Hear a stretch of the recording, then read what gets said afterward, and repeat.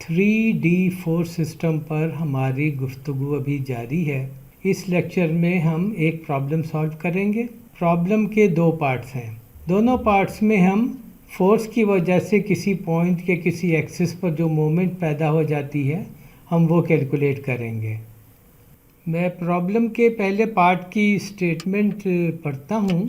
The force F magnitude 195 kilo Newton acts along the line AB determine. तो ये हमारी geometry है और ये हमारी फोर्स है जिसका मैग्नीट्यूड हमें पता है और ये भी हमें पता है कि ये पॉइंट A और पॉइंट B से गुजर रही है और बाकी जो डायमेंशन वगैरह हैं वो हमें मालूम है। ओरिजिन की लोकेशन हमें मालूम है, X, Y और Z एक्सिस हमें मालूम है और हमने निकालना क्या है उस पर आते हैं। The moment mx, my and mz along the coordinate axis using scalar method। तो ये हमें इन्होंने यहाँ लिमिट कर दिया कि हम x एक्सिस के गिर्द, y एक्सिस के गिर्द और z एक्सिस के गिर्द मोमेंट निकालें और स्केलर मेथड का इस्तेमाल करें। अगला पार्ट ये है कि आप मोमेंट जो है वो पॉइंट O यानी कि ओरिजिन के गिर्द निकालें यूजिंग वेक्टर मेथड, यानी कि r क्रॉस f का मेथड आप इस्तेमाल करेंगे। और आखिर में हम वेरीफाई करेंगे कि चूंकि हमने x एक्सिस के गिर्द, y एक्सिस के गिर्द और z एक्सिस के गिर्द मोमेंट निकाल ली है तो हम इसको वेरीफाई करेंगे कि जो दोनों मेथड से आती है मोमेंट वो इसी तरह ही है कि m0 जो है वो mxi प्लस myj और mz k ही है। अब हम अगर सोल्यूशन स्ट्रेटजी पर आए तो हमारा पहला स्टेप ये होगा कि हम वेक्टर f निकालेंगे। हमें मैग्नीट्यूड तो पता है, हम ये वेक्टर निकालेंगे यानी कि i, j और k की फॉर्म में। और हमें पता है कि i, j, k क्या है। i जो है वो यूनिट वेक्टर है अलोंग x एक्सिस, j जो है यूनिट वेक्टर है y एक्सिस के अलोंग और k जो है वो यूनिट वेक्टर है पॉजिटिव z एक्सिस की डायरेक्शन में। उसके बाद हम स्केलर मेथड यानी कि m is equal to f into D को इस्तेमाल करते हुए तीनों कोऑर्डिनेट एक्सिस यानी कि x एक्सिस, y एक्सिस और z एक्सिस के गिर्द मोमेंट निकालेंगे। उसके बाद हम ओरिजिन के गिर्द मोमेंट निकालेंगे और उसके लिए हम r क्रॉस f का तरीका जो है यानी कि क्रॉस प्रोडक्ट ऑफ वेक्टर्स, उससे हम जो है मोमेंट निकालेंगे जो मोमेंट ओरिजिन के गिर्द होगी। अब हम सोल्यूशन पर आते हैं। हमारा सबसे पहला स्टेप ये होगा कि हम वेक्टर f जो है वो मालूम करें। उसका तरीका यही होगा कि हम a से b की डायरेक्शन में जो है वो RAB पोजीशन वेक्टर निकालेंगे और उससे फिर हम निकाल लेंगे यूनिट वेक्टर f की डायरेक्शन में और फिर उससे फिर हम निकाल लेंगे कि वेक्टर f क्या है। तो अगर हम देखें तो पॉइंट A और पॉइंट B के जो कोऑर्डिनेट्स हैं वो ये हैं कि A जो है वो 004 है और B जो है 3120 है और ये मीटर में है। यहाँ से हम डायरेक्टली RAB भी लिख सकते हैं वो इस तरह कि 3 - 0i ये हो गया, 12 - 0j यानी कि 12j और 0 - 4 यानी कि -4k। तो ये हमारा जो है पोजीशन वेक्टर RAB हो गया। इस पोजीशन वेक्टर RAB का मैग्नीट्यूड अगर हम कैलकुलेट करें हमें पता है कि ये होगा 3 square plus 12 square plus -4 square under the root, तो ये 13 मीटर आएगा। तो अब अगर RAB वेक्टर को RAB मैग्नीट्यूड से डिवाइड करें तो हमें यूनिट वेक्टर मिल जाएगा f की डायरेक्शन में। उसको अगर हम फोर्स के मैग्नीट्यूड f से मल्टीप्लाई करें तो हमें फोर्स वेक्टर मिल जाएगा। तो ये हो जाएगा 195 जो कि फोर्स का मैग्नीट्यूड है डिवाइडेड बाय 13 जो कि पोजीशन वेक्टर का मैग्नीट्यूड है और multiplied by 3i plus 12j - 4k जो कि RAB है। तो यहाँ से हमें पता चलेगा कि फोर्स F जो है वो है 45i प्लस 180j - 60k, यानी कि जो x कंपोनेंट है फोर्स का वो है 45 किलो न्यूटन और जो y कंपोनेंट है वो है 180 किलो न्यूटन और जो z कंपोनेंट है वो नेगेटिव z डायरेक्शन में है और वो है 60 किलो न्यूटन। अब हमारा अगला स्टेप है कि हमने मोमेंट जो है वो कैलकुलेट करनी है x एक्सिस के गिर्द, y एक्सिस के गिर्द और z एक्सिस के गिर्द। उनको नाम हमने दिया हुआ है mx, my और mz का। तो यहाँ पर ये ख्याल रहे कि इस फोर्स F को हम रिप्लेस कर सकते हैं उसके कंपोनेंट से। तो यानी एक फोर्स के बजाय अब हम तीन फोर्सेस Fx, Fy और Fz से डील करेंगे। चूंकि मोमेंट हमने एक्सिस के गिर्द निकालनी है और लेट से हम स्टार्ट करते हैं एक्स एक्सिस से, तो ये जहन में रहे कि वो फोर्स जो एक्सिस के पैरेलल हो, जैसे कि इस केस में एफ एक्स, और वो फोर्स जो एक्सिस से गुजरे, इस केस में एफ जी, उनकी कंट्रीब्यूशन मोमेंट की तरफ कुछ भी नहीं होगी। कंट्रीब्यूशन सिर्फ उन्हीं फोर्सेस से होगी जो कि एक्सिस के पैरेलल ना हो और एक्सिस से गुजर भी ना रही हो। इस केस में अगर आप देखें एक्स एक्सिस से, जिस तरह मैंने कहा फोर्स एफ जी गुजर रही है और फोर्स एफ एक्स जो है वो एक्स एक्सिस से पैरेलल है, तो मोमेंट को कंट्रीब्यूशन सिर्फ एफ वाई की तरफ से आएगी और एफ वाई जो है वो डिस्टेंस 4 मीटर दूर से गुजर रही है और हॉरिजॉन्टल है। तो मोमेंट एम एक्स जो होगी वो होगी 180 किलो न्यूटन, यानी कि एफ वाई ये 180 किलो न्यूटन है, मल्टीप्लाइड बाय 4 मीटर जो कि मोमेंट आर्म है, तो ये हो जाएगी 720 किलो न्यूटन मीटर। और ये जो मोमेंट देगी उसकी डायरेक्शन ये होगी जो कि क्लॉकवाइज है एक्स एक्सिस के गिर्द, तो ये नेगेटिव मोमेंट हो। अब हम अगर हम वाई पर आए तो हमने मोमेंट लेनी है वाई एक्सिस के गिर्द। तो हर वो फोर्स जो कि वाई एक्सिस से गुजर रही है या वाई एक्सिस के पैरेलल है वो कंट्रीब्यूट नहीं करेगी। तो यहाँ भी अगर हम देखें तो फोर्स एफ वाई जो है वो वाई एक्सिस के पैरेलल है और फोर्स एफ जी जो है वो वाई एक्सिस से गुजर रही है, तो कंट्रीब्यूशन जो है वो मोमेंट को वो सिर्फ एफ एक्स की तरफ से आएगी। तो मोमेंट एम वाई जो है वो हो जाएगी 45 किलो न्यूटन, क्योंकि ये एफ एक्स जो है ये 45 किलो न्यूटन है, मल्टीप्लाइड बाय 4 मीटर, क्योंकि जो मोमेंट आर्म है वो 4 मीटर है। तो इसको जब हम मल्टीप्लाई करेंगे तो ये होगा 180 किलो न्यूटन मीटर। और ये जो है ये काउंटर क्लॉकवाइज सेंस में है वाई एक्सिस के गिर्द। ये अगर आप इसको देखें तो इसकी डायरेक्शन इस तरह होगी, तो ये पॉजिटिव मोमेंट है। तो एम एक्स और एम वाई हमने कैलकुलेट कर लिया।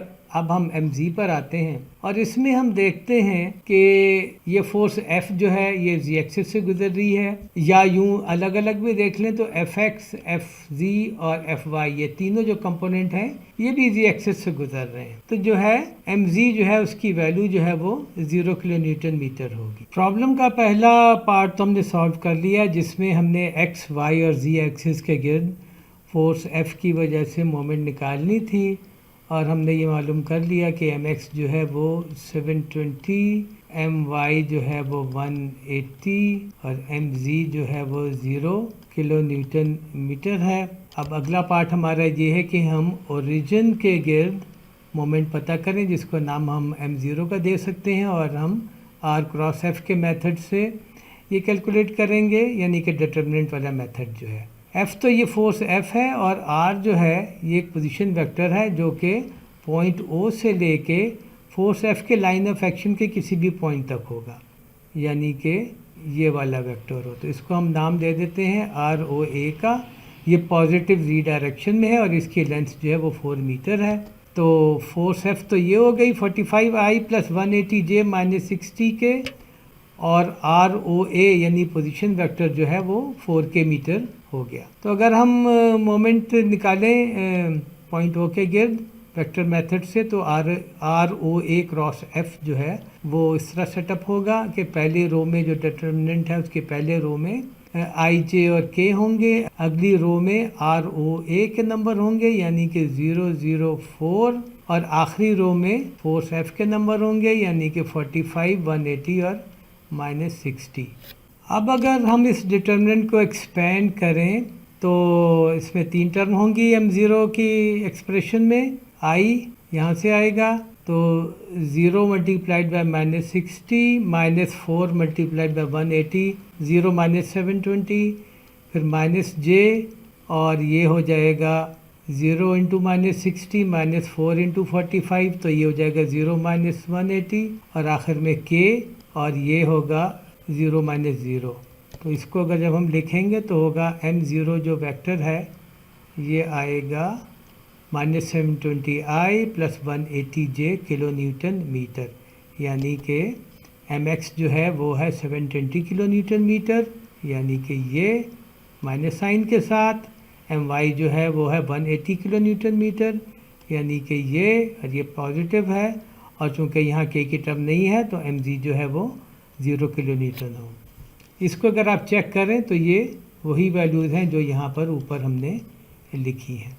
तो इस प्रॉब्लम का जो पार्ट ए है, पहला पार्ट, वो यूँ हमने सॉल्व कर लिया। अब हम अपने प्रॉब्लम के पार्ट बी पर आते हैं। इसमें है कि for the same force F determine, तो ज्योमेट्री वही है, फोर्स वही है, सारी जो डायमेंशंस हैं वो वही है, लेकिन रिक्वायरमेंट है कि आप मोमेंट कैलकुलेट करें about axis C. The moment of F, इस फोर्स एफ की जो मोमेंट इस एक्सिस सी ई पर होंगी, यानी कि 2 पॉइंट हमें गिवन है, उससे जो एक्सिस गुजरेगा उसको हम सी ई का नाम अगर दे दें, तो एक्सिस सी ई के गिर्द हमने मोमेंट कैलकुलेट करनी है इस फोर्स एफ की वजह से, और इसको फिर हमने वेक्टर फॉर्म में भी लिखना है। तो सॉल्यूशन स्ट्रेटजी ये होगी कि पहला हमारा स्टेप होगा कि हम किसी भी पॉइंट पर जो कि इस एक्सिस सी पर हो उस पर हम मोमेंट कैलकुलेट करें। तो हमें आसानी इसमें है कि हम पॉइंट सी पे मोमेंट कैलकुलेट करें। ये जब हम प्रॉब्लम सॉल्व करेंगे तो आपको क्लियर हो जाएगा। सबसे पहला काम हमारा होगा कि हम एम सी कैलकुलेट करें आर क्रॉस एफ करके, तो उससे जो है ना हमें मोमेंट जो है मिल जाएगी पॉइंट सी के गिर्द, मगर उसकी ओरिएंटेशन कुछ भी हो सकती है, वो ज़रूरी नहीं है कि एक्सिस सी ई के अराउंड हो। उसके बाद हम ये करेंगे कि यूनिट वेक्टर निकालेंगे एक्सिस सी ई के अलोंग, यानी कि जो कि यूनिट वेक्टर होगा मगर इस डायरेक्शन में होगा, उसको आप नाम बेशक दे दीजिए एन सी ई का। जब हमें मोमेंट एम सी और यूनिट वेक्टर एन सी पता चल गए तो हमारा अगला स्टेप ये होगा कि हम इन दोनों का डॉट प्रोडक्ट लेंगे। जब हम इन दोनों का डॉट प्रोडक्ट लेंगे तो हमें उस मोमेंट का मैग्नीट्यूड मिल जाएगा जो एक्सिस सी ई के अराउंड है, यानी कि या तो इस तरह है या इस तरह है, लेकिन ये मोमेंट का मैग्नीट्यूड होगा, यानी कि ये स्केलर मोमेंट है। इस स्केलर मोमेंट को जो हम यूनिट वेक्टर एन सी ई से मल्टीप्लाई करेंगे तो हमें एम सी ई मोमेंट, यानी कि इस एक्सिस सी ई के गिर्द जो मोमेंट है वो वेक्टर फॉर्म में मिल जाएगी, यानी कि हमें ये मोमेंट वेक्टर एम सी ई वो हमें पता चल जाएगा। तो हमारा अगला स्टेप ये है कि हम पॉइंट सी पर मोमेंट निकालें इस फोर्स एफ की वजह से, और उसके लिए हम वेक्टर का तरीका इस्तेमाल करेंगे, यानी कि क्रॉस प्रोडक्ट ऑफ वेक्टर। तो मोमेंट अबाउट सी जो होगा वो होगा आर सी बी, ये जो है पोजीशन वेक्टर है, क्रॉस एफ। पोजीशन वेक्टर हमने आर सी बी इसलिए दिया है कि ये हमें बहुत आसान पड़ेगा, पॉइंट बी से फोर्स एफ गुजर रही है और आर सी बी जो है वो ये पोजीशन वेक्टर होगा, और इसकी हमें पता है कि ये जी एक्सिस के पैरेलल है, तो इसकी वैल्यू जो होगी वो -4k होगी, और जो फोर्स एफ की वैल्यू है वो है 45i + 180j - 60k। तो जब हम R C B cross F करेंगे तो हम अपना डिटर्मिनेंट जो सेट करेंगे इस तरह का होगा कि पहली रो में आई जे के हैं, अगली रो में 0 0 -4 हैं, और इससे अगली रो में 45 180 और -60 है। जब हम इस डिटर्मिनेंट को एक्सपेंड करते हैं तो इस तरह होगा कि इसमें 3 टर्म होगी। पहले तो ये आई आ गया, और उसके बाद 0 × -60 ये 0 हो गया, -4 × 180 ये 720 हो गया। अगली टर्म है -j, और इसमें 0 × -60 ये 0 हो गया, और -4 × 45 ये 180 हो गया, और आखिर में प्लस के, और उसमें 0 -0 उसका कोफिशिएंट हो गया। तो वेक्टर हमारा बना एम सी, यानी कि मोमेंट जो है अबाउट पॉइंट सी वो है 720i - 180j kilo newton metre. अगर हम चाहें तो इसका मैग्नीट्यूड भी निकाल सकते हैं, और वो होगा 742 किलो न्यूटन मीटर। हमारा अगला स्टेप है कि हम यूनिट वेक्टर जो है ये कैलकुलेट करें अलॉन्ग लाइन सी।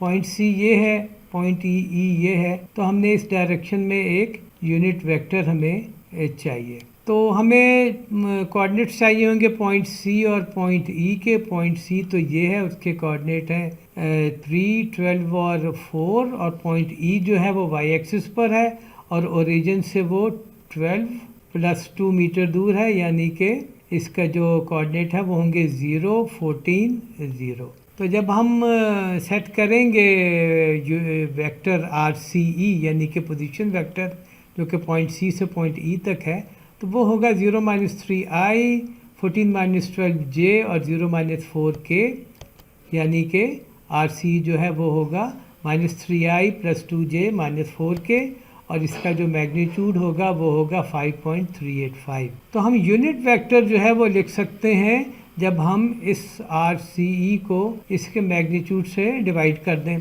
तो जब हम ये काम करेंगे तो यूनिट वेक्टर बनेगा जो कि CE के डायरेक्शन में होगा -0.5771i + 0.3714j - 0.7428k। तो अब हमने जो है वो डॉट प्रोडक्ट लेना है NCE का और MC का। तो ये हमें स्केलर वैल्यू मिल जाएगी उस मोमेंट की जो कि एक्सिस CE के अराउंड है। तो ये काम हम करते हैं। तो MC तो है वो है 720i - 180j, ये हम पहले कैलकुलेट कर चुके हैं। डॉट प्रोडक्ट लेने के लिए हम 720 को मल्टीप्लाई करेंगे -0.5771 से, जैसा कि ये है, उसमें ऐड करेंगे -180 को जब हम मल्टीप्लाई करेंगे 0.3714 से, जो कि ये है, और चूँकि यहाँ k का कोफिशिएंट 0 है तो तीसरी टर्म जो है वो एक्चुअली 0 होगी, और उससे हमें वैल्यू आ जाएगी MCE की, और वो होगी -468 किलो न्यूटन मीटर। मगर ये इसका मैग्नीट्यूड है, यानी कि स्केलर वैल्यू है। अगर इसको हम वेक्टर में कन्वर्ट करना चाहें तो इस MCE को जो कि हमने यहाँ कैलकुलेट किया है, इसको हम यूनिट वेक्टर MC से मल्टीप्लाई कर देंगे। तो हमें मिलेगा MCE बराबर है -468 मल्टीप्लाइड बाय यूनिट वेक्टर के, और ये किलो न्यूटन मीटर इसकी यूनिट है। तो फाइनली हमें फिर MCE जो वेक्टर है ये मिलेगा 261i - 174j + 348k kilo Newton के, और ये वो वेक्टर है जो कि CE के अलोंग है, और इसकी वैल्यू चूँकि नेगेटिव है तो लाइन CE के ये क्लॉकवाइज सेंस में होगा, यानी कि इस तरह होगा। इस प्रॉब्लम को हल करने का एक मुतबादिल तरीका भी था, और वह ये था कि हम स्केलर ट्रिपल प्रोडक्ट के इस्तेमाल करते, जिसमें कि मैग्नीट्यूड जो मोमेंट का यानी कि MCE जो है वो होता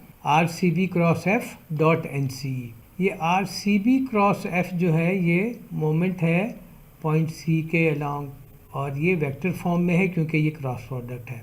तो इस वेक्टर से डॉट प्रोडक्ट हमें स्केलर मैग्नीट्यूड दे देता मोमेंट अलोंग CE के, यानी कि ये इसकी वैल्यू या इसकी वैल्यू जो भी हो। इसमें हमें फ़ायदा ये है कि हमें फिर MCE वेक्टर कैलकुलेट करने की ज़रूरत नहीं पड़नी थी, क्योंकि हमें फोर्स F भी पता है, RCB भी हमें पता है, और यूनिट वेक्टर NCE भी पता है।